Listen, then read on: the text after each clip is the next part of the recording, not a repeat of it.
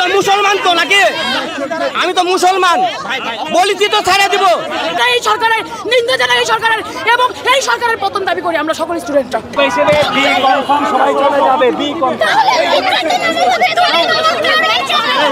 দেশে যখন যুদ্ধ হয়েছে আমার বাবা মার কাছে গল্প শুনেছিলাম যে পাখানাদার বাহিনীরা এসে আমাদের ঘরে ঘরে নক করতো, মানুষদেরকে ধরে নিয়ে যেত এবং মা বোনের উপর অত্যাচার করতো।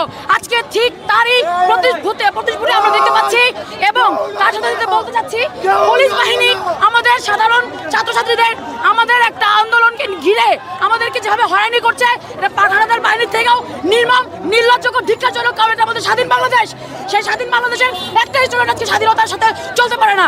আমাদের এই ফোনটা, হাতের মোবাইলের মধ্যে যে ফোনটা, সেটা তারা প্রতিনিয়ত চেক করছে।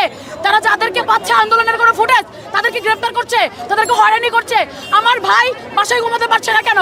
আমরা কেন সাধারণ ছাত্রীরা আমাদের উপরে কেন পুরুষদের হাত পড়বে? কেন আমাদেরকে টর্চার করা হবে?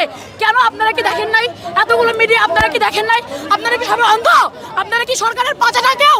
যদি পাচাটা হয়ে থাকেন তাহলে কি আরো দরকার নেই? আমি সরি টু সে, কারণ বাংলাদেশে সবাই এখন পাচাটা কুকুর হয়েছে এই সরকারের। ধিক্কার জানাই এই সরকারের, নিন্দা জানাই এই সরকারের এবং এই সরকারের পতন দাবি করি।